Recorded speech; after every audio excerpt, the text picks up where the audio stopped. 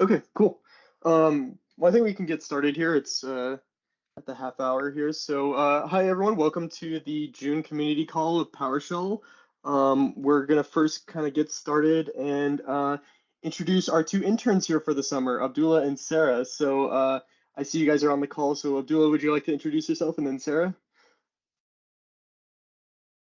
Hello everyone, my name is Abdul Yusuf and I'm a software engineer intern at Microsoft working on the PowerShell team. I'm a student majoring in computer science at Johns Hopkins University.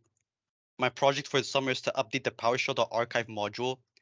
I intend to write the module in C#, solve existing bugs, and add new features. For example, we want to add tar support and zip64 support to the module.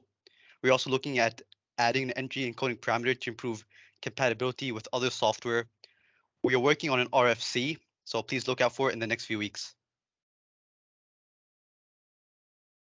Thanks. Sarah, we'll pass it off to you. Hi everyone, I'm Sarah and I'm a program management intern at Microsoft this summer. I'm currently studying at the University of Southern California, studying industrial engineering. And this summer, I'll be working on creating a walkthrough experience for the PowerShell extension in VS Code.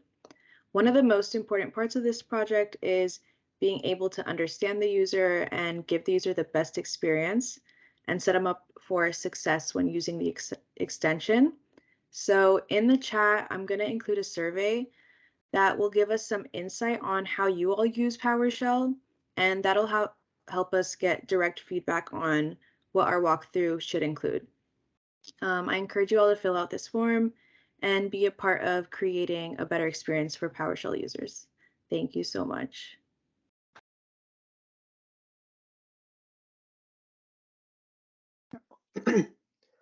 Awesome. And you'll send a link in the chat here for the form?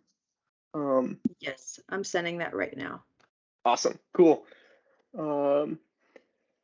So the next item on the agenda is a Codex demo from Steve. Yep. Let me. I was just finding the link on the gallery. Let me just put it in the chat. And let me apologize if I cough. I was recently at the World Series of Poker. I don't know if I got it there, but I did get COVID about a week and a half ago, so I'm still kind of have some side effects. All right. Let me share my screen real quick here.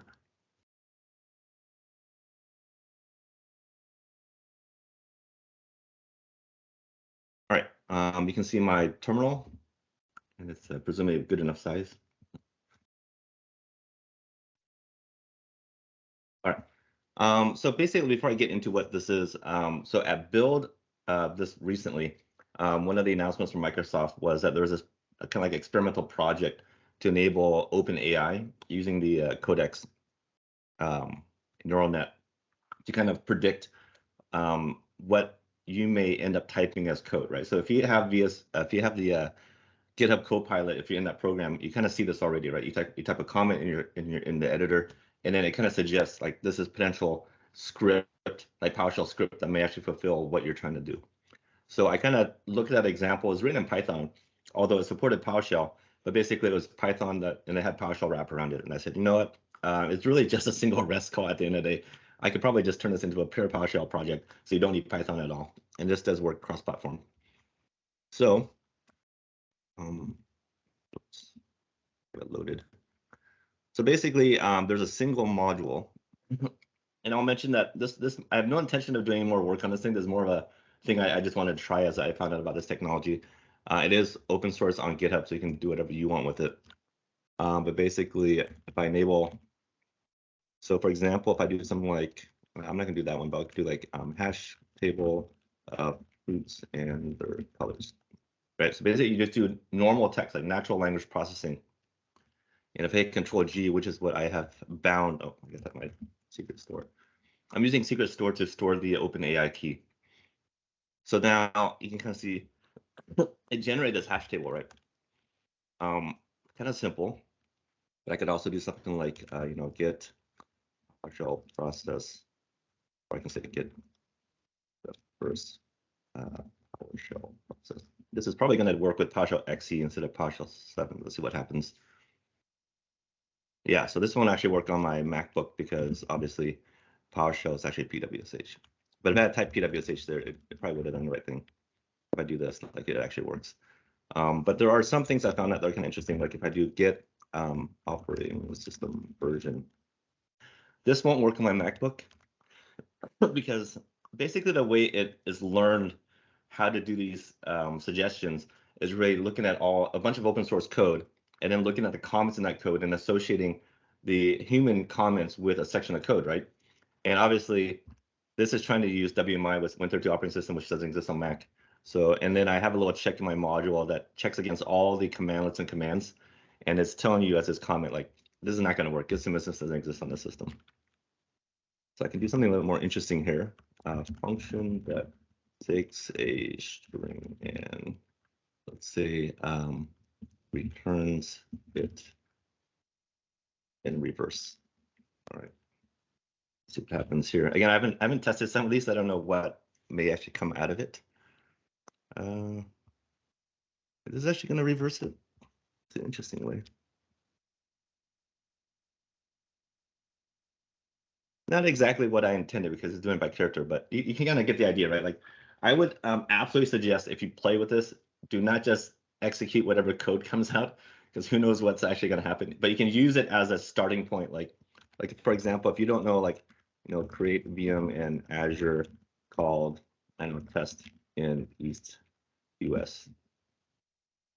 So this actually may or may not use Azure. PowerShell might use Azure. Okay, so did the new Azure VM. Obviously, this isn't going to work because I don't have potentially this resource group name and stuff like that. But the idea here is like it is using existing knowledge that other people have written scripts and kind of at least to give you a starting point on how to do certain things. So pretty neat. That's pretty much the extent of my demo. Again, you guys can play with it. It's open source. It's on the gallery.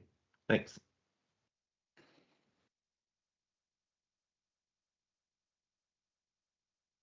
Awesome.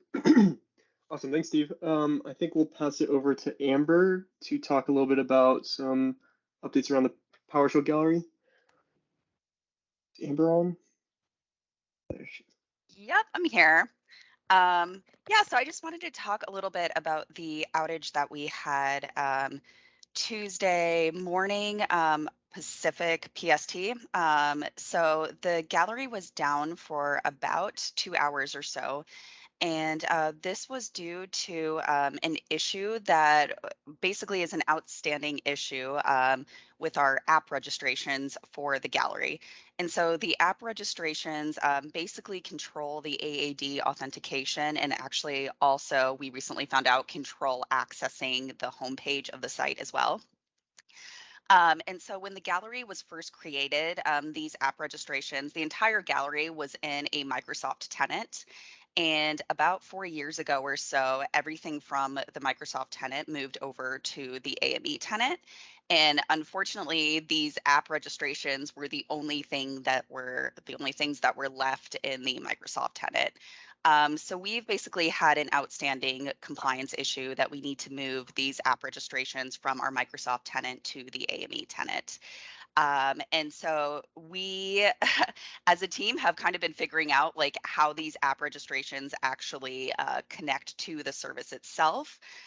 It's a little ambiguous. It's really, really old. And so the way to connect to it is kind of outdated right now. And so basically in an attempt to migrate to our newer tenant, the AME tenant,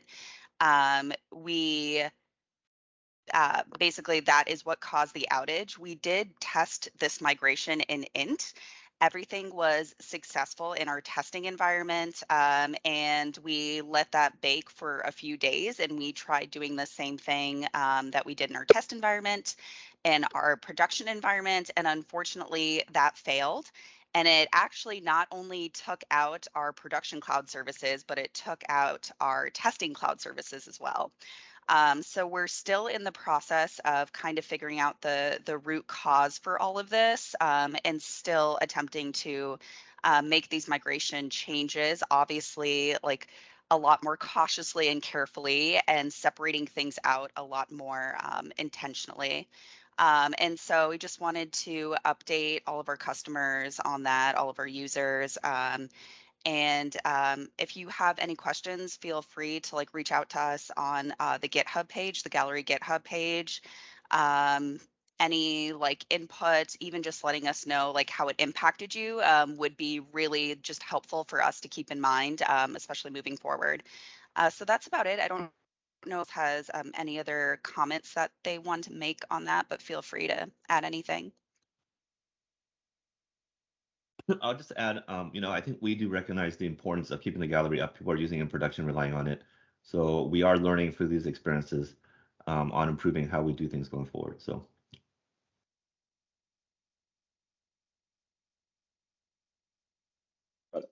Okay.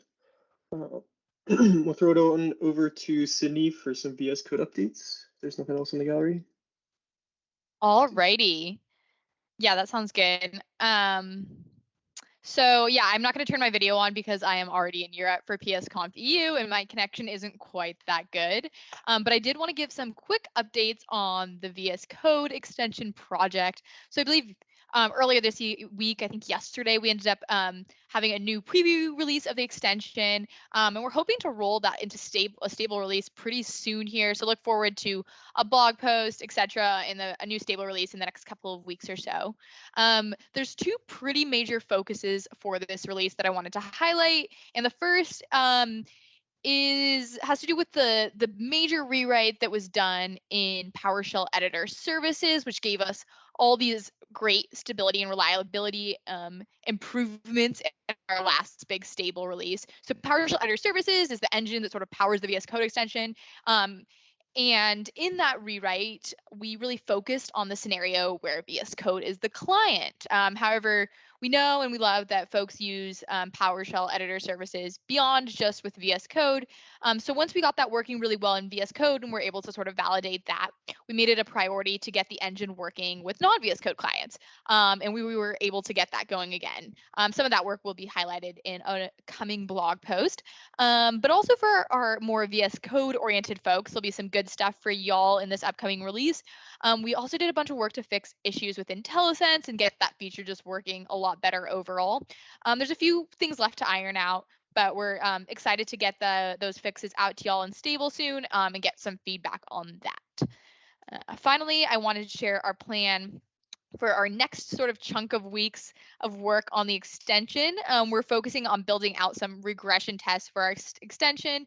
We made this huge investment in improving the project, so we really want to be able to confidently continue to iterate on it without accidentally undoing all of this great performance and stability work we've just done.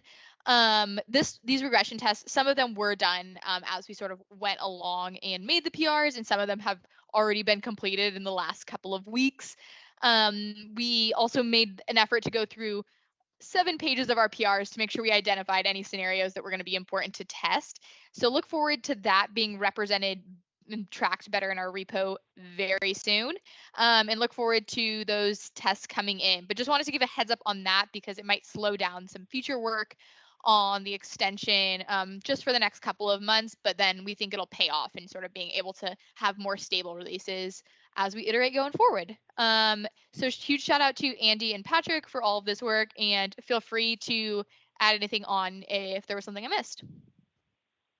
You covered it perfectly, Sydney. Thank you so much for sharing that update. I think the only thing that I'll add is that we're really looking forward to being able to fully validate our releases as they go out. We've essentially, as Sydney said, when we went through all of the old PRs, they were we did this big rewrite. We had a whole bunch of issues that this beautiful community helped us figure out over the last almost 6 months to a year. As we fix those, we just don't want to miss them. We don't want to cause them yet again. So we have a really, really good set of like known behaviors that we want to keep as, the correct behavior. And it's not good enough to us to just have that be the current behavior. We don't want it to change again in the future. So with our quality focus, we're adding automated regression tests where we can, and we're also identifying all of the pieces, especially around debugging and like synchronizing the PowerShell debugger and the VSCode debugger.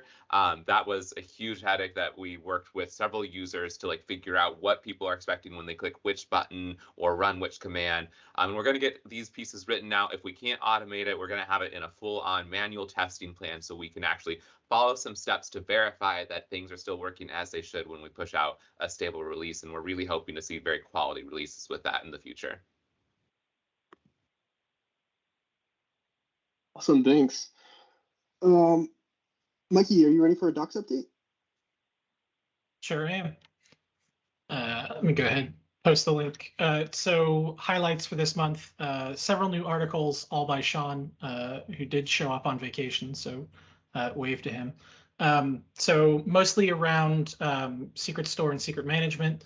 There's 4 new bits of content there. Overview, getting started with secret store, understanding secret management, and managing a secret store vault, as well as a new bit of content on Crescendo for creating a Crescendo configuration with the commandlets.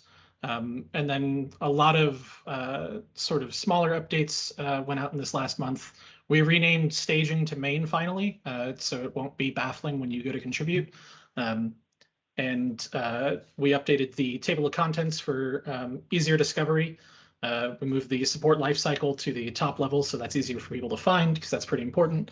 And we also moved the contributor guide to the top level so that that's not hidden away somewhere. We also added the release notes for 7.3 Preview 4 and did a bunch of bulk cleanup kind of as the month went on. And then the last thing that I want to call out is a big thank you and congratulations to Tommy Maynard for 5 separate PRs that we managed to get merged that month. And I will drop all the, oh, Sean already dropped the links. See, that's why he's here probably.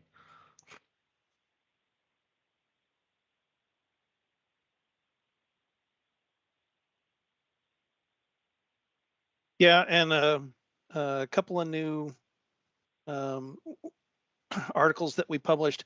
We had content out in the GitHub wiki that didn't have a good home. That's why it was living there. And we've gotten that migrated into docs. So added this new article about case sensitivity in the about topics.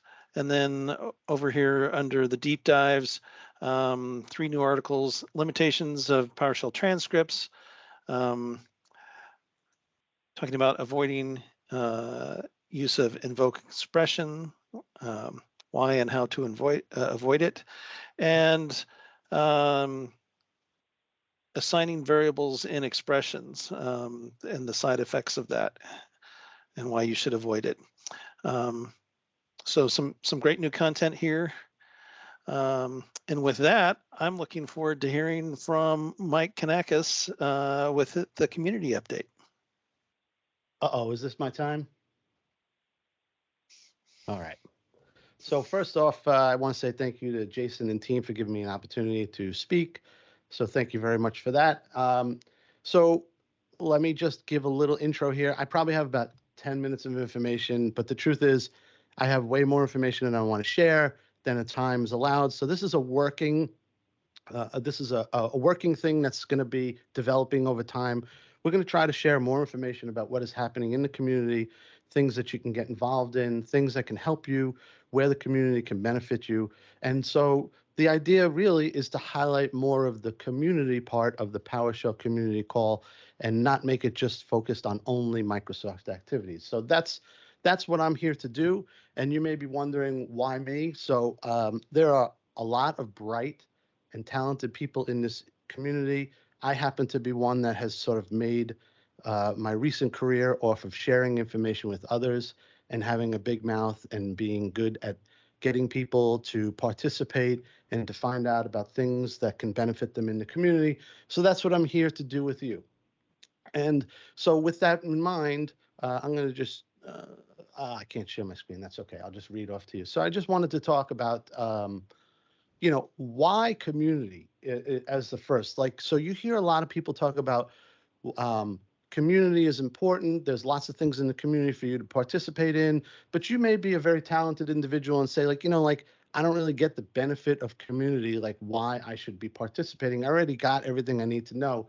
And the truth is that, when you go to these community events, whether they be user groups or conferences or share your knowledge through blogging or presenting, it's exactly that. It's an opportunity to share your knowledge and to increase your knowledge by hanging out with like-minded individuals. And the bottom line is that these events can benefit your career in many ways. It's not just hang out and let's have fun events. We're all sitting around a campfire and roasting marshmallows and talking about how terrible our jobs are. That's not what these community events are about. Now, many times you do have the opportunity to vent to people of like-minded persuasions, to talk about things that frustrate you at work. But more often, it's about learning and increasing your knowledge. And let's be honest, at the end of the day, when we are doing those things, those turn out to be opportunities to increase your bottom line for earning income, right? Earning potential. And not only that, getting out in the community, sharing your knowledge, putting it in a blog, presenting to a user group, puts it out in a public forum that people can find it.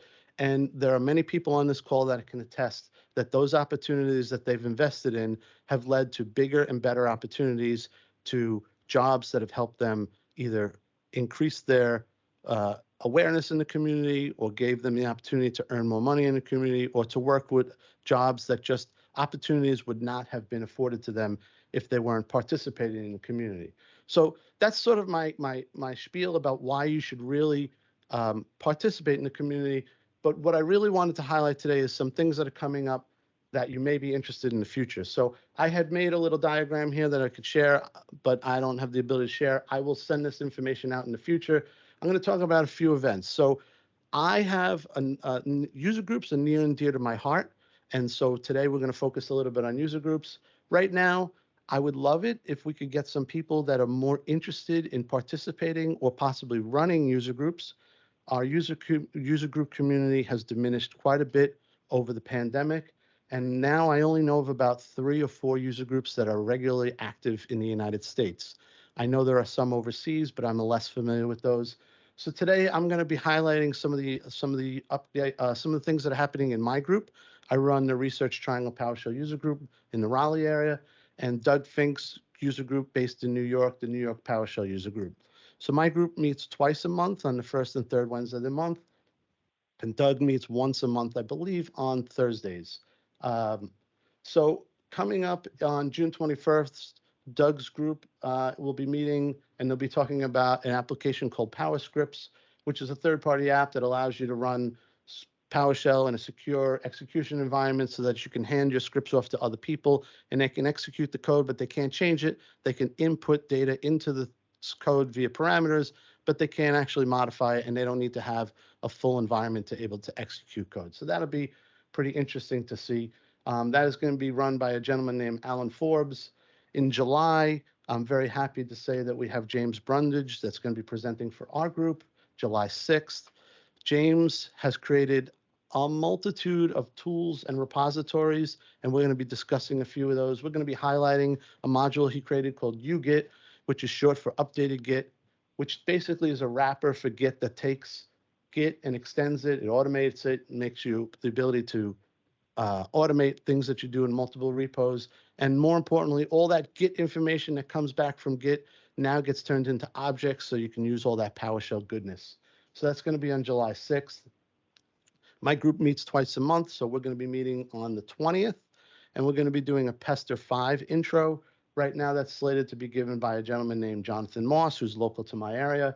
And we're going to be talking about the basics of Pester 5, how it works, language, how to get started, basic overview of the rule sets, and how you can use it in your day-to-day work. Up in August, I'd like to point out that there is a PowerShell Saturday that's happening in Chattanooga. James Petty runs the PowerShell group in that area, and they're going to be hosting PowerShell on the River. That is a PowerShell Saturday that's happened for the last few years. It's a 2-day event. On Friday, we do a deep dive session with a speaker that usually does advanced topics like think like Jeff Hicks or Tim Warner. I'm not sure who the speaker is this year for the Friday event. And then Saturday is a traditional PowerShell Saturday event where we have multiple speakers and multiple presentations going on throughout the day, usually between 10 and 20 presentations, and you pick the ones that you go to. And then there'll also be food provided and opportunities to socialize with other people of the community. And usually that event is about a $75 ticket. And it's a great way to find people in the community and to be able to interact with people that are doing some really interesting things. If you're interested in any of these things, I'll post some links when I finish up here. But you can find out about my group and Doug's group on meetup.com.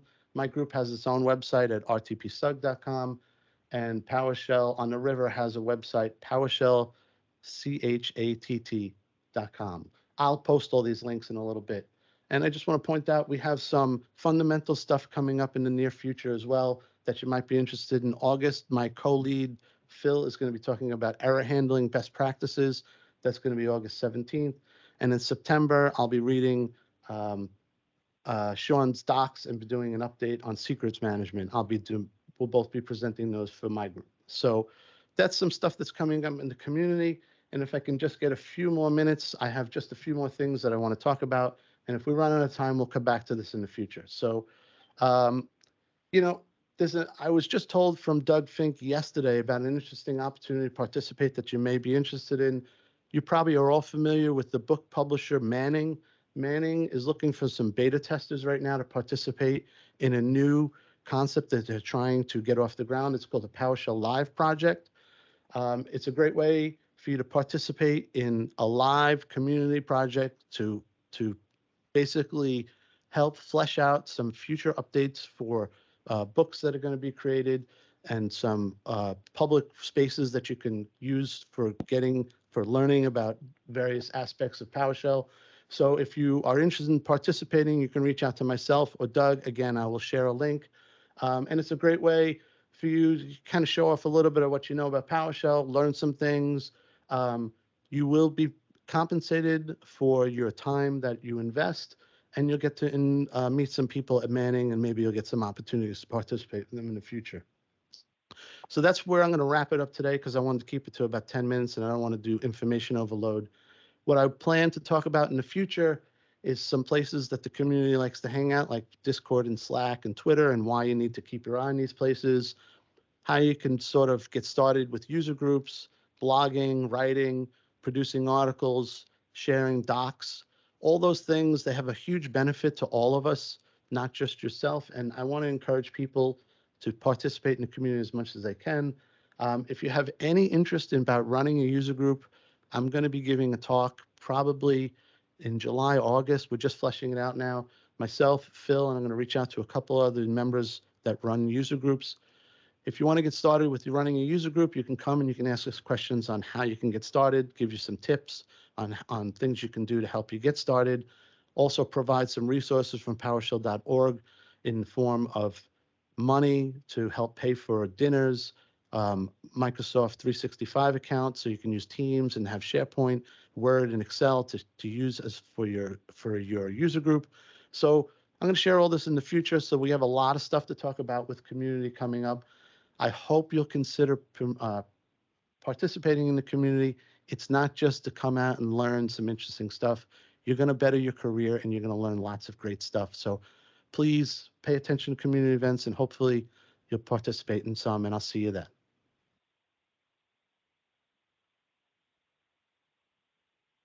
Awesome. Thank you so much, Mike. Sure. I think we're going now to some demos. Meryl, I think you are up with Graph X-Ray. Sure. Just taking over the screen share.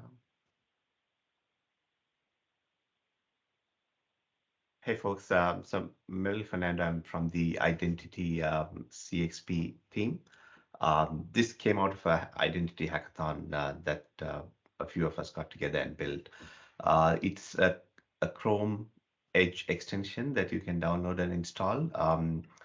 The problem you're trying to address is users know, like admins know how to do things in the Azure AD portal, but when they want to sort of automate this, like write the PowerShell script or code it, It takes a long time to sort of connect the dots and find the APIs and find the commands and call them out.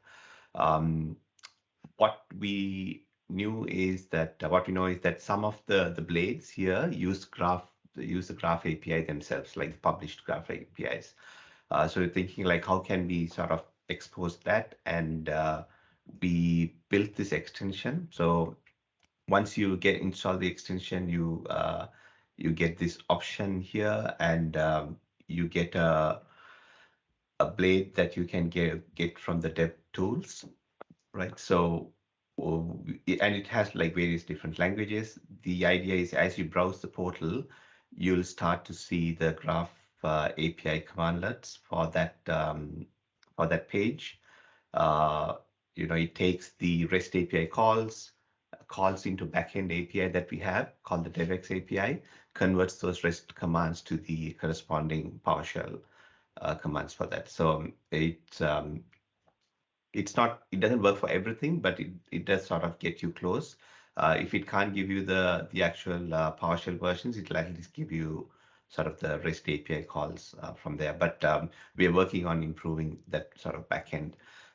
This thing that you see is actually the same backend that powers the Graph PowerShell documentation. When you go to Graph API, it'll show you the different tabs with the language versions in there. So it's the same thing that powers that shows up. So yeah, so that's a neat way. So like if I do something like say maybe edit a user's information, I'll just change the name here and hit save. You'll see it says, okay, you import this module, set this parameter, and you call update ng user with these parameters, and you would sort of get the update. So sort of quickly gets you to the PowerShell command. Not just PowerShell, we have C#, JavaScript, the other languages as well. Now, not all the blades so I come from the Azure AD team, so I built this, like it works for Azure AD. There are other services like Intune that are completely running off Graph. So you'll be able to see those as well. So anywhere there is Graph API being called in the backend, you'll be able to see this. But in the Azure AD portal itself, support for Graph API is patchy. Like there are others that don't use the Graph API. So what we've also working on is this view where when you click on the extension, we give a sort of a static list of all the commands that are available. So sort of getting you close to where you want to go to sort of write the automation for it. Yeah, so yeah, you try it out on any portal that you think is using Graph API in the backend, and it'll be able to show you all of the commands and stuff that work from there. Yeah, let me know if there are more blades, and I'll sort of add them in the help or the about docs so people can figure out what to do. And if you're interested in adding support for your favorite portal or site, we are building this as an open source thing. So you can contribute, and like the static commands for that particular page, you'll be able to sort of contribute to that if you want to get involved and build this out. Yeah, that's Graph XP, and I'll just do one more plug. There is a tool, another tool called Graph PowerShell Conversion Analyzer. So we're deprecating the Azure AD PowerShell module and instead asking folks to move to the Graph PowerShell module. It's going to take a few 12 to 24 months that we are going to give you. So there is time, but what I've built here is you take your existing sort of Azure AD script code. You hit the analyze button. It sort of gives you the corresponding Graph PowerShell commands and even tries to map the parameters to the new one. So sort of another tool for those who want to work with Graph PowerShell. Yeah, so I'll share the links for those, and that's basically my quick short demo.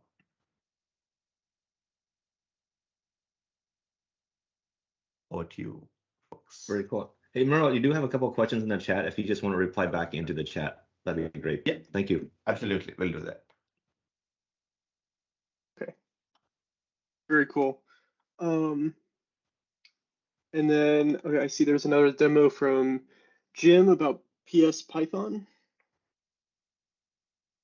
Jim, are you here? I am. Cool. Hand it over to you.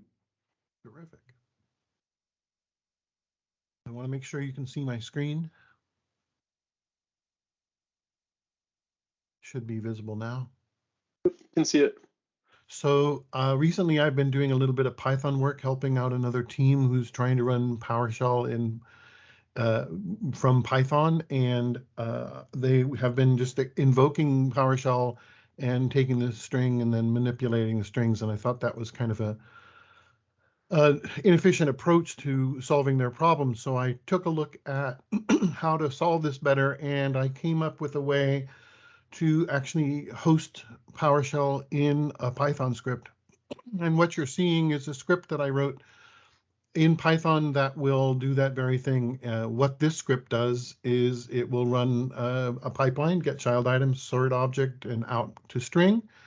And then it will actually call a little Python function I created in the PS Python module that I built and print the results. The second example here, starting in line 10, actually separates the input and the formatting. So I just gather the objects from get child item, and then I will run a new pipeline, and you can get access to the pipeline. I'm still working on improving this experience a little bit. It's still a little too programmer-ish. And invoke that, and two separate sections, collect the items, and then emit them. And when you run it, it looks like this. So you can see from a performance perspective, it's pretty fun. It works pretty quick, and you'll see the difference in the output. One is sorted by size, and the other one is regular output. But that's not all you can do with this module. You can actually call some of the static methods as well. I wrote another script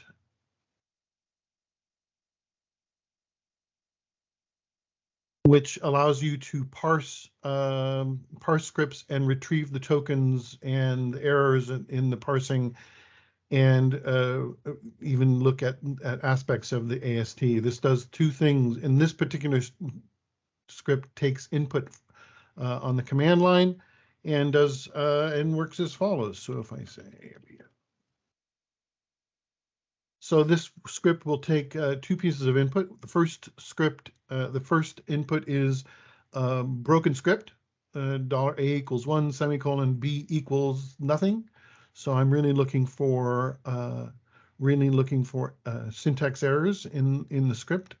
And then lastly, what it will do is it will reach into the psmodule.psm1 file and retrieve all of the commands that are in that file. So we can just run it. And there we go. We can see all the tokens are there that we expect to see, and we can see the error that is present there. And all of this is being rendered by Python. We're just retrieving the objects and then available, making them available in Python. And then I print the variables. Now I'll go and get the commands out of the script, psmodule.psm1. And there they are. 192 of them, unique commands. I do a little bit of I do a unique sort on them, and I'll be writing a blog post on how I did this and how it's pretty easy. There's a simple Python module that encapsulates the hosting of PowerShell, and that's all there is to it.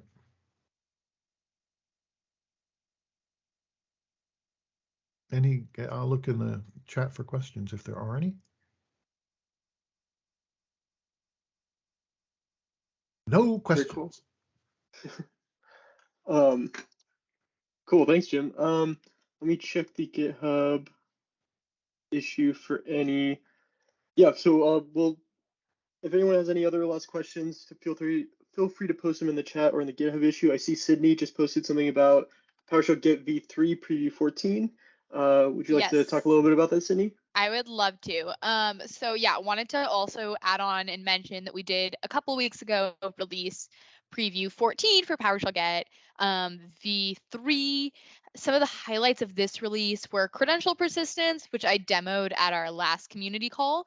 And then this also added support for required resource files and required resource objects for install operations. So some cool things to try out.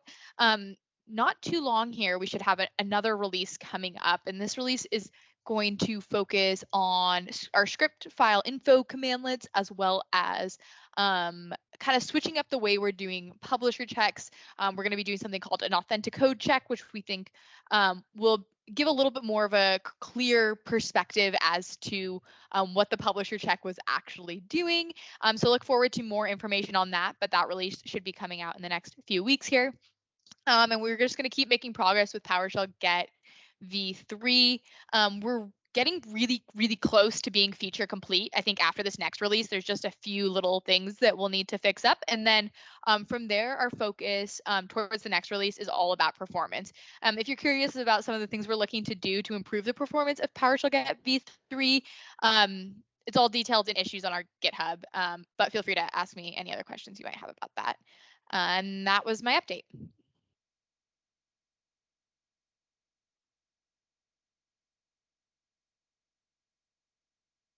Can anyone hear me? Yes.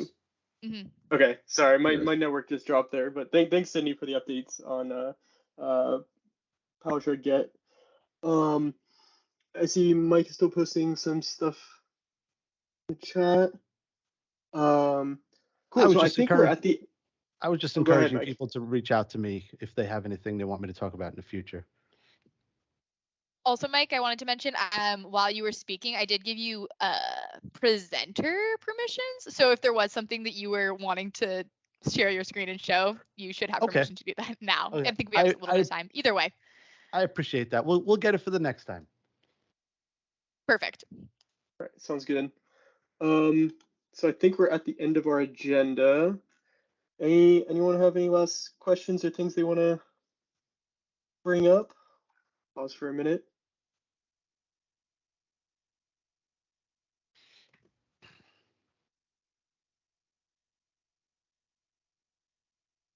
Oh yeah. So thanks Sarah for posting your form again. Feel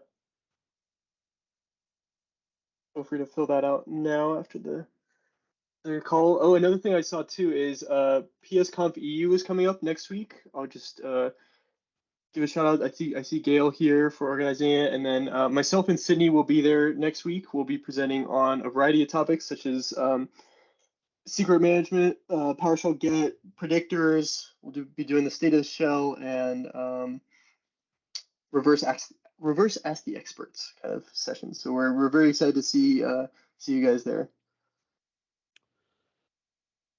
If we've reached a little break here, I want to ask a question of the team, probably mostly of Jason, and this is like an on the fly ask for future stuff. So when we started this call, I was just chatting in general with a few people before we got started, and I had this idea that I didn't get yet to discuss with Jason.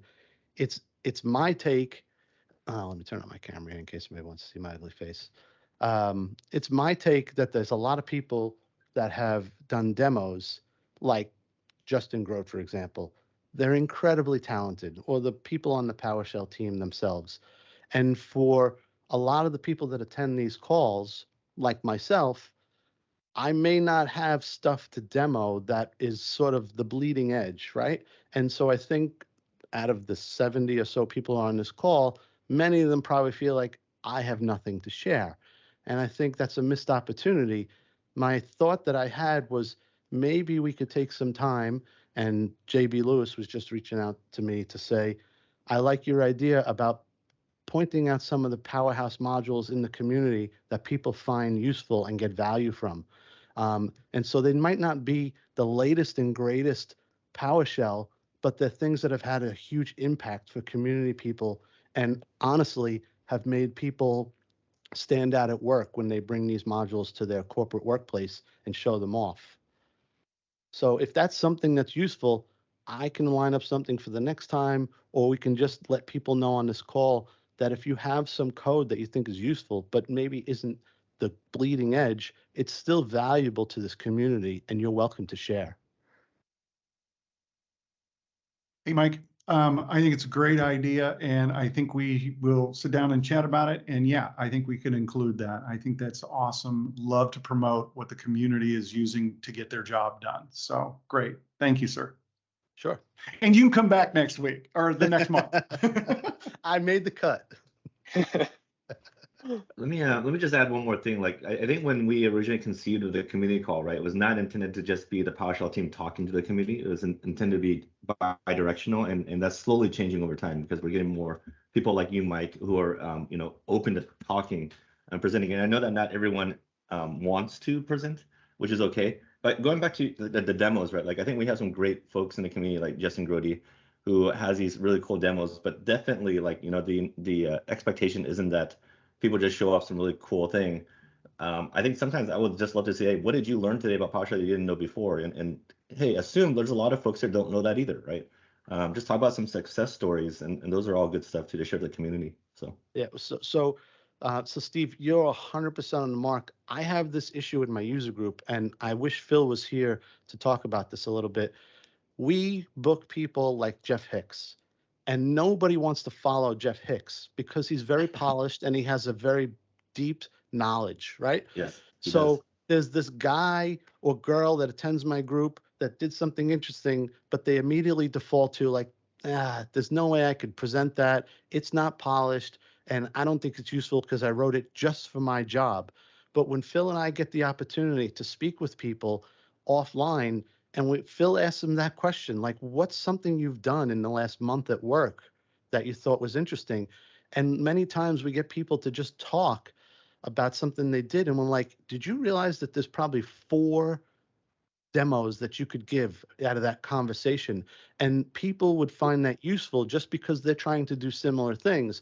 That's the hardest thing that we come across in our group, is trying to get people to realize that they have value, even if they're not a known entity in the community. Yeah, I think that the hard part is that first step, right? Like people stepping out. And definitely, like, there are some pretty well-known names in the community. I think in general, it would not be a disservice to them to have them last. Right? Have them at the end. So to give everybody a relevant example, a half hour before this meeting, I was downstairs emptying the dishwasher, walking through in my head what I was going to talk about, and it was the easiest thing in the world. And then all of a sudden, Sean says, "Okay, Mike, it's time for you to talk." And I don't know why, I'm sweating bullets and I'm stammering over my words and I don't know what to say. So it happens to all of us, and we all understand that. But you just need to understand that the things that you're doing at your workplace and the things you're playing with at home, they have value. And that's why I had said that going to these community events is not about just hanging out and talking about how terrible your job is. What you find is there are people doing similar things to you, and they may have figured out the thing that you're stuck on, and just having a conversation with someone gets you farther along at work. And I can tell you very simply that I was talking, Mark Demansky, I think, is still on this call. He has a module called WebGeo. That is a module that is 4 years old. He demoed it at the PowerShell Summit. He's demoed it for my group. I just implemented for my group, for my work. It's basically a self-service dashboard for running scripts. But the people at my job think I'm a wizard.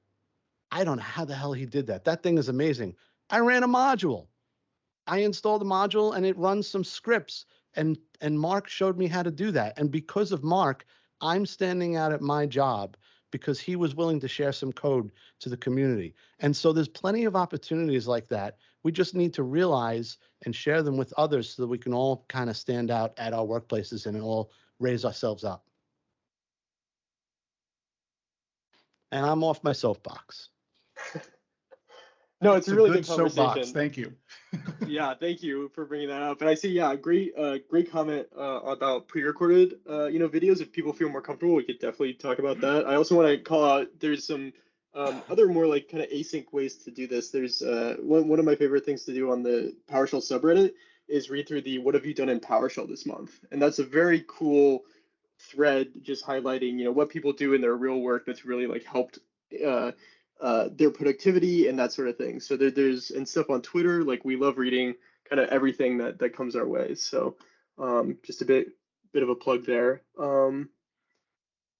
So I had 2/3 more notes than what I talked about because I had just assumed I'd fly through it all and I didn't get to it. So I'll save them for the future. But I want to highlight Twitter and Discord and Slack and PowerShell.org and talk about how people get involved with blogging and Planet PowerShell and how you can set up a website. So there's plenty to come, and I don't want to overwhelm people with too much in one time.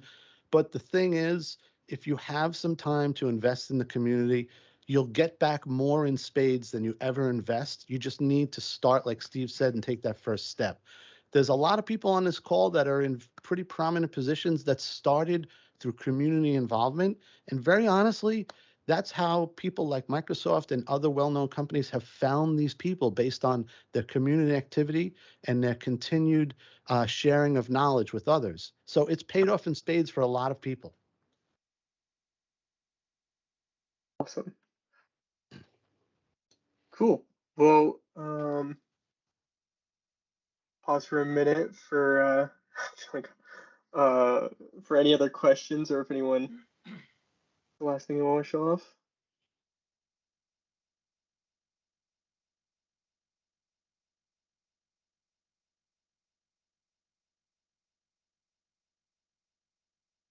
Cool. Well, if there's nothing else, I guess we can end a little bit early here. Thank you so much, Mike. Thank you so much, everyone, for demoing and stuff. One last plug for Sarah's form. I see she pinned it in the chat, so it's easily accessible. So go fill that out. We'd love to hear you guys' feedback on stuff. So cool. Thank you everyone for coming to the PowerShell June community call. We'll see you guys next month.